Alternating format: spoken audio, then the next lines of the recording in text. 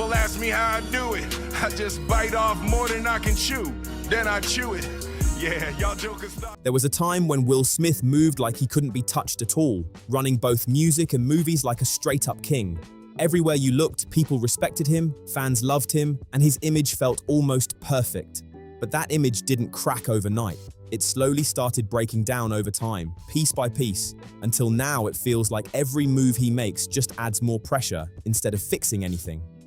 Over the last couple of years, Will has been pushing hard, like non-stop, trying to win people back and rebuild that old love. It's been a full-on public comeback mission, but instead of pulling people in, it's been doing the opposite. People keep stepping back, questioning everything he does. One clear example, he dropped a new single recently, and instead of hype, it got hit with heavy criticism from all sides. What makes it even crazier is that it had been around 20 years since he released solo music, so people were actually curious at first. But even his comeback album already had fans feeling kind of let down, like it didn't hit the way they expected. Then this new track came out, and instead of turning things around, it pushed the reaction to a whole new level, and not in a good way.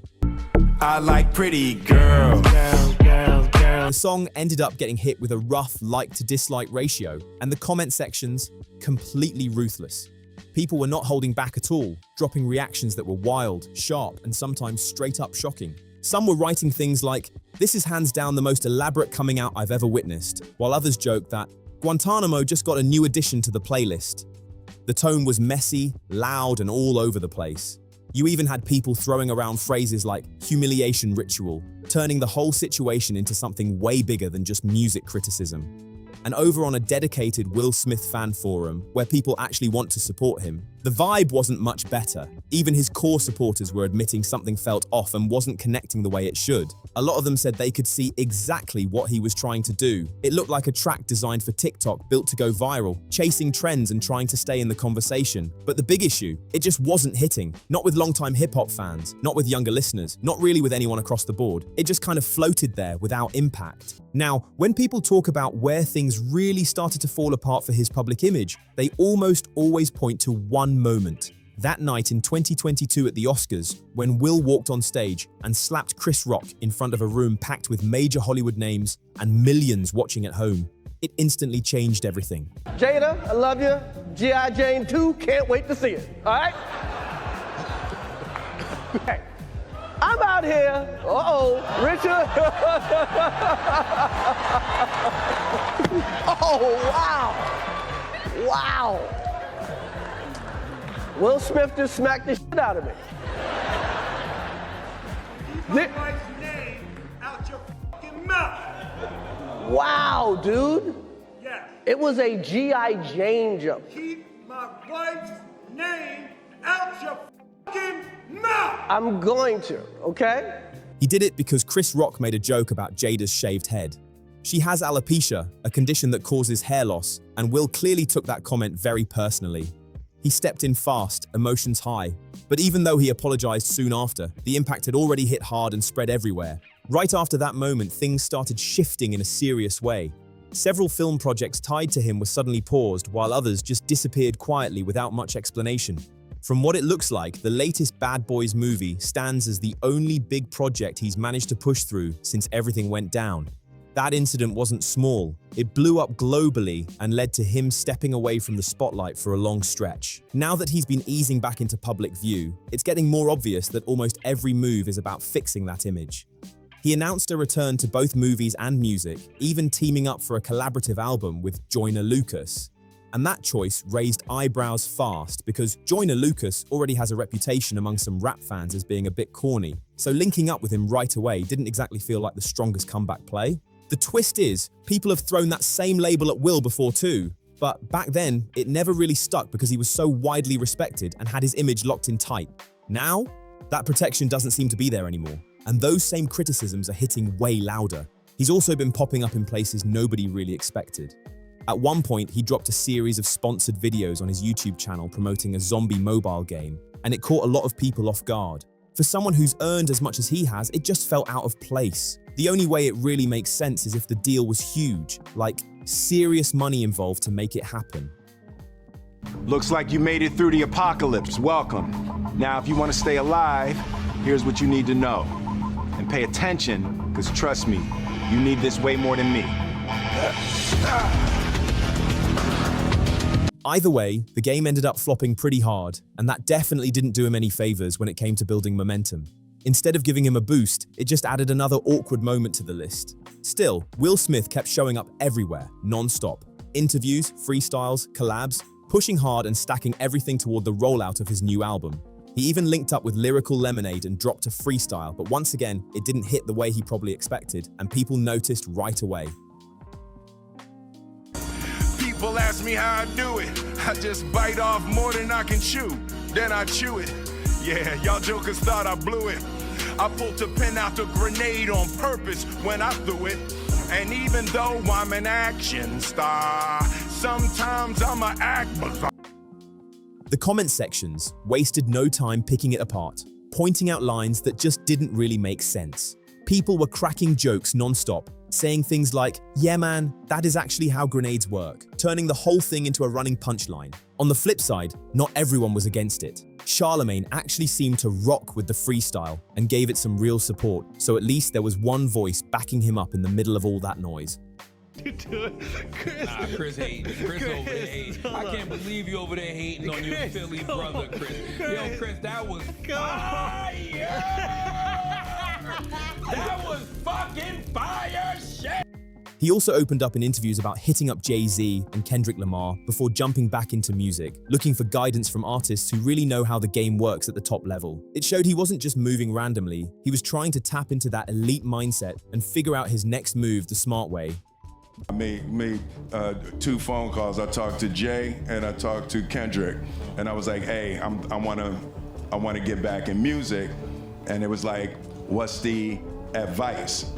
And Jay said, like, "Don't fake your story," and that's where I got the based on a true story from Jay. And Kendrick, he paused. He said, "Man, just say that shit you always been fucking scared to say." Sorry, mommy. You gotta say sorry, Will. You gotta say sorry. I mean, that's Kendrick said that, mommy. I didn't say that. Yeah. And it was said like, the same thing, yeah, it's but basically the same thing. According to Will, Jay-Z told him straight up not to fake anything, that authenticity is everything. That advice is supposedly what inspired the whole based on a true story angle for his album. Then you've got Kendrick Lamar, who kept it even more direct, telling him to say the things he's always been too afraid to say and just be fully honest. When you hear that, it actually sounds like perfect advice, the kind that could have really shifted everything for him. The issue is, when people actually sat down and listened to the album, it didn't really feel like that advice came through. Either he didn't fully follow it, or he tried and just couldn't push it far enough to make it hit the way it needed to. On top of that, he's been making moves that caught a lot of people off guard. He's built a pretty visible friendship with KSI, dropping a bunch of content together on YouTube, which had fans confused about the direction. Then he went even further and started collaborating with XQC, which felt completely unexpected and honestly came out of nowhere for a lot of viewers. And stuff with XQC. Yeah, he's fine. Yeah. It's pretty obvious he's pulling from a strategy a lot of younger artists have been using lately. Link up with big influencers and streamers to tap into their audiences and stay visible. On paper, it makes sense, and plenty of people have made it work. The issue is, that kind of move only works when there's real chemistry and it feels natural. With Will, a lot of it came off more calculated than organic, like he was following a step-by-step playbook instead of actually clicking with people. A KSI stream might have made more sense as a starting point to ease into that space, but even then, the younger crowd he was clearly aiming for didn't fully buy into it. And that leads straight back to Pretty Girls. When you factor in where his reputation is right now, his stage in the game, and what fans are actually into these days, the whole thing just didn't connect. Instead of landing as a comeback moment, it ended up missing the mark in a big way, and the reaction showed it loud and clear. Will Smith is how old? 57. The stimulus plan that you naming is not working today for 50-however-year-old Will Smith. I don't think this is a bad song, but we can't pump this up like this is about to do something. And even before that single dropped, his earlier releases already had this weird defensive tone hanging over them, like he wasn't just making music for the love of it, but reacting directly to critics and trying to answer everything being said about him. Instead of feeling free and creative, it came off like he was stuck in response mode the whole time. His album, based on a true story, landed in early 2025 with some notable features attached, so there was at least some level of curiosity going in. But when it actually dropped, it didn't make much noise on the charts at all, which only added more questions about where he stands right now. Some of the tracks feel almost too aware of the conversation around him, like he's reading every comment, every headline, and then pouring that straight into the music. Rather than brushing it off, it sounds like he's carrying all of it into the booth, and it creates this tension that's hard to ignore. When you line up all those interviews with this album rollout, plus songs that sound defensive and a single that leans heavily on that old Fresh Prince energy, it starts to form a pretty clear picture. It feels like an artist trying to reconnect with something that used to work, while also dealing with how much things have changed. In the end, the music comes across more uncertain than confident, and that's probably why so many listeners are reading the whole situation as one big PR push instead of a real natural comeback. Look at all these interviews he's doing lately and consider it alongside this recent album cycle, which feels a bit defensive in songs like Interior Barbershop and trying to remind us all what we liked about him with Pretty Girls, which, let's be honest, feels like a past its sell-by date holdover from his Fresh Prince persona. It paints a picture, at least to me, of an artist that's trying to figure out where he fits into this current landscape. And maybe there's a little bias here because I actually like Will Smith and still see him as a talented guy. In a lot of ways, he's doing the same things he's always done, sticking to what worked for him before. But the reality is, there are some very real reasons why people are reacting so differently now. And it didn't all start with that Oscars moment. To really understand why he's pushing this hard, you have to go back to the beginning and look at how he built his name. A lot of younger fans don't fully realize that Will Smith came up through hip-hop first, and he wasn't just casually involved. He was a major presence in that space. His career kicked off alongside DJ Jazzy Jeff as part of the duo DJ Jazzy Jeff and the Fresh Prince. From 1985 to 1994, they dropped 5 studio albums and landed 5 Billboard Hot 100 Top 20 singles, which is a serious run no matter how you look at it. And it wasn't just numbers. They made history by becoming the first artist ever to win a Grammy for Best Rap Performance, taking it home in 1989 for Parents Just Don't Understand. On top of that, Will built a strong solo career too. Between 1997 and 2005, he released 4 albums, and his final project from that era produced 2 #1 hits in the US. Across his full music run, he picked up 4 Grammy wins and 4 more nominations, which shows just how consistent he was at his peak. One thing that really made him stand out was his approach to music. He made a clear decision to keep his lyrics clean, no profanity at all, sticking to a PG-13 style that made his songs accessible to basically everyone. Kids, parents, and even people who didn't usually listen to rap could all enjoy his music without hesitation. His tracks were fun, story-driven, and easy to connect with, which made them hit across different audiences. He even called out other rappers in his lyrics for relying too much on explicit language, challenging them to prove they could make something just as strong without it. Then he doubled down on that stance at the 1999 MTV VMAs, making public comments along the same lines. And let's just say, not everyone in the room was feeling that energy at all. I want to say to all my fans out there, I never killed nobody in none of my records. I don't use no profanity in none of my records, and still I managed to get up here. Peace. That's exactly why Eminem took that shot in The Real Slim Shady, saying, Will Smith don't got to cuss in his raps to sell records. Well, I do. So, him and you too.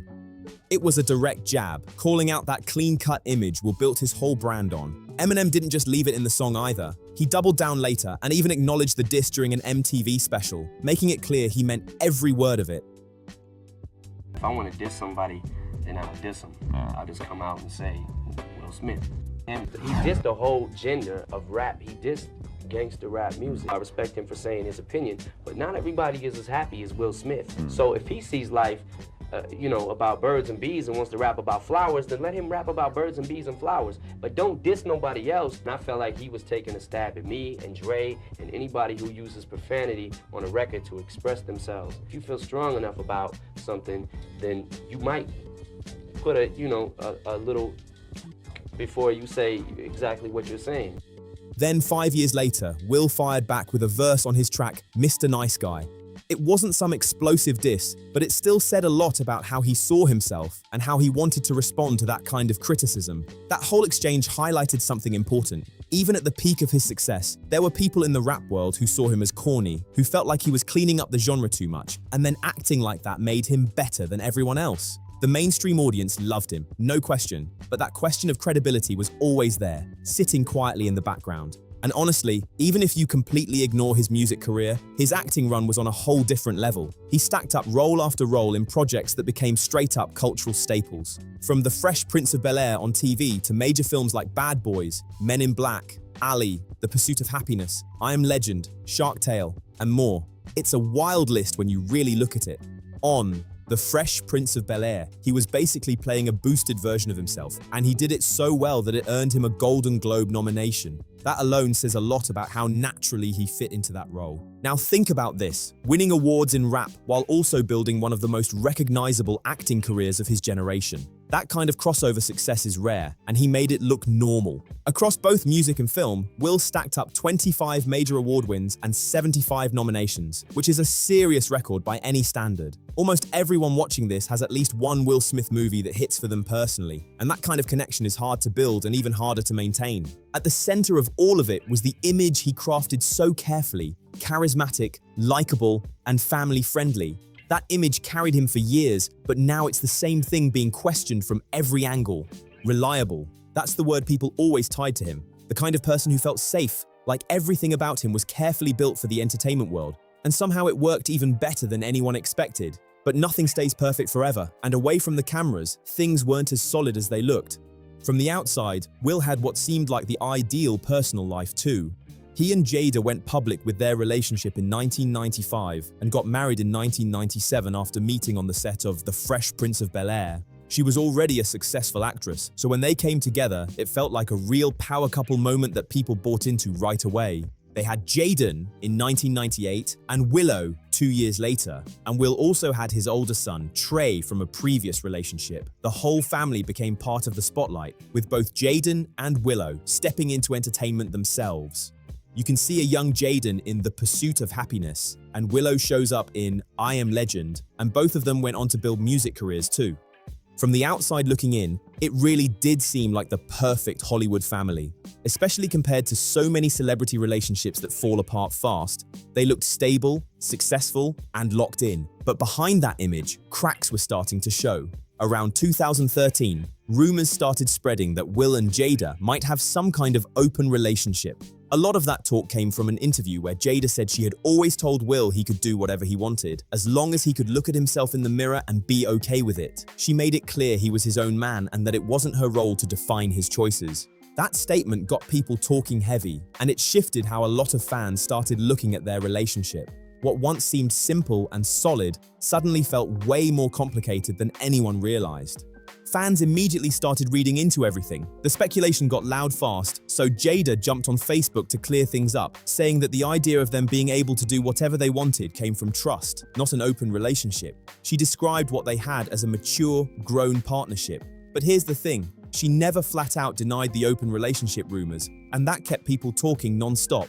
Around the same time, another rumor started gaining traction, this one involving Will and his Focus co-star Margot Robbie. After some photos of the two surfaced, the internet ran wild with it. Both of them shut it down pretty quickly, saying they were just having fun and nothing more. But once those kinds of stories get moving, they don't just disappear. By 2015, things weren't calming down either. Both Will and Jada gave separate interviews, and instead of clearing things up, their comments just added more fuel to the conversation. Jada talked about how she didn't expect her partner to never be attracted to other women, framing it as just being realistic about human nature. That statement alone had people raising eyebrows all over again. Then, just 2 months later, Will went on Facebook himself to address the growing divorce rumors. He kept it light, posting a playful message saying that if he ever decided to end his marriage, he'd be the one to announce it leech-no.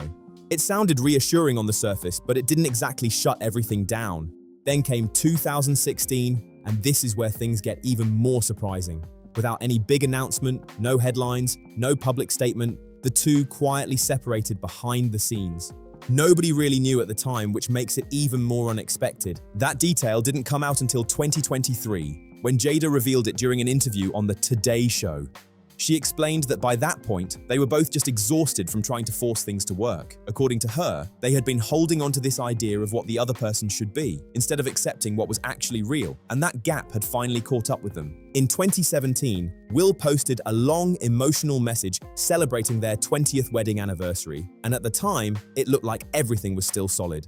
But knowing now that they had already been separated for a full year, that post hits completely different. It adds a whole new layer to how carefully things were being presented to the public.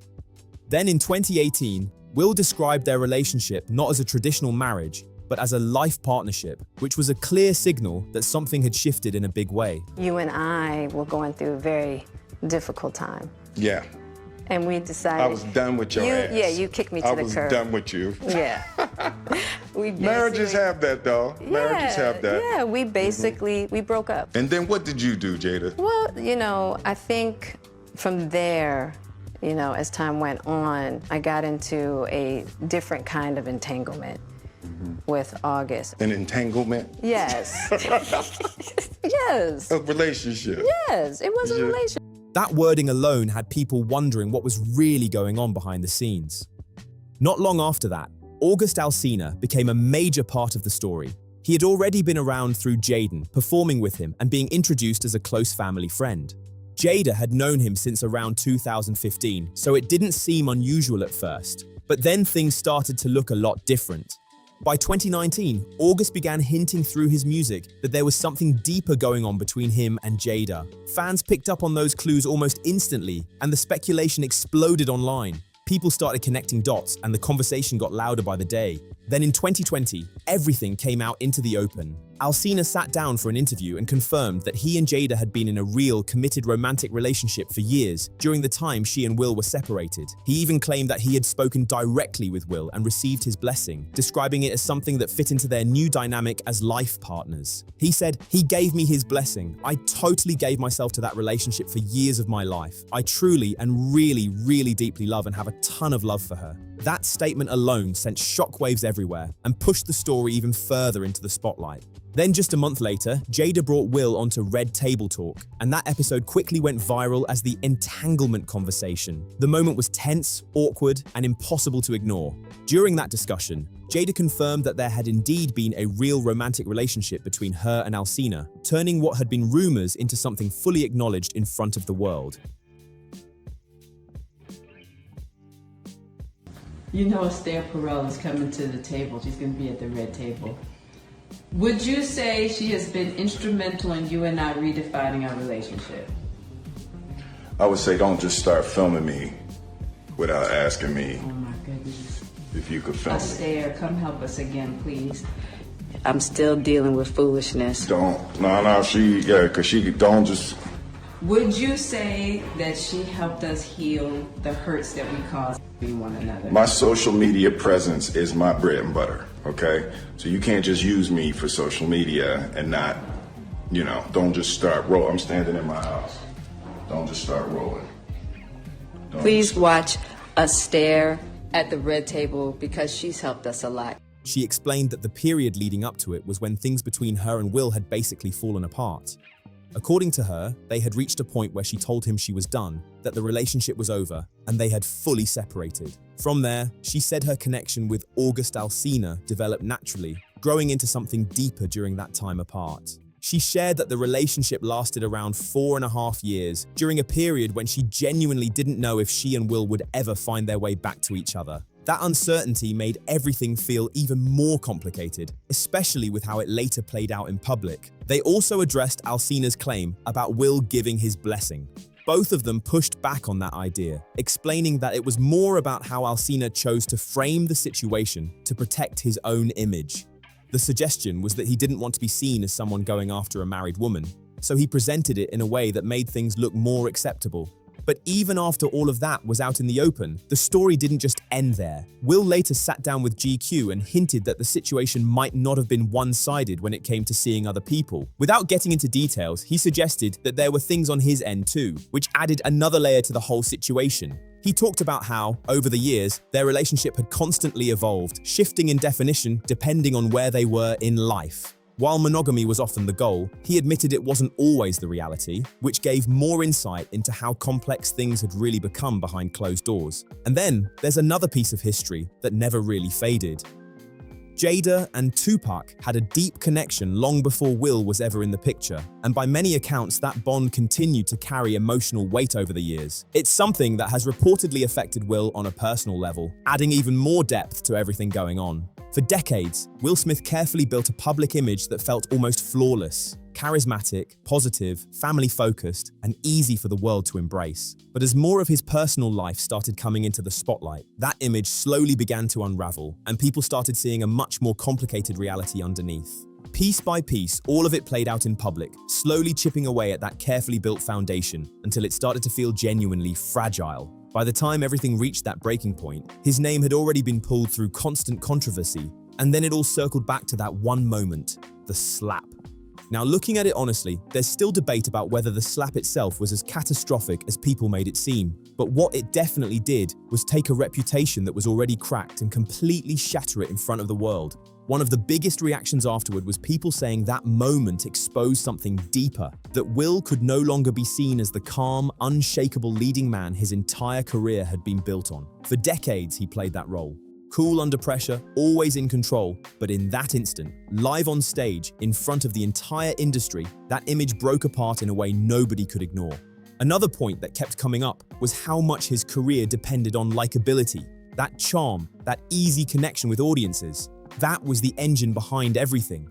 And once that started to fade, people began questioning what was left to hold it all together. Then there's the layer that shifted how a lot of people reacted emotionally. Instead of sympathy, a lot of the internet turned to mockery, especially with the added context of his complicated personal life. Some people focused on the idea that he was defending a situation that had already been messy and public for years, and that made the reaction even harsher.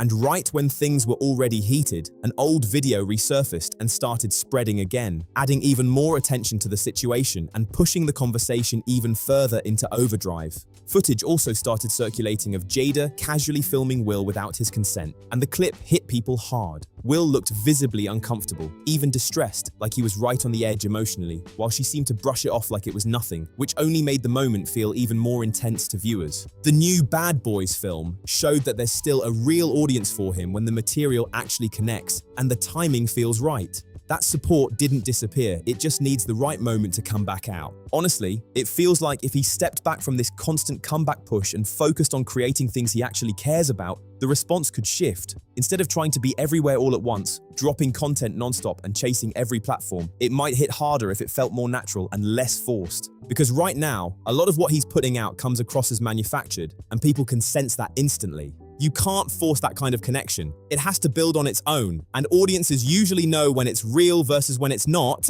but that's just one perspective. Let me know what you think in the comments. I'm curious where people stand on all of this. If you enjoyed the video, drop a like. It really helps more than you'd expect. And if you're new here, consider subscribing for more breakdowns like this on Fame Rant Daily.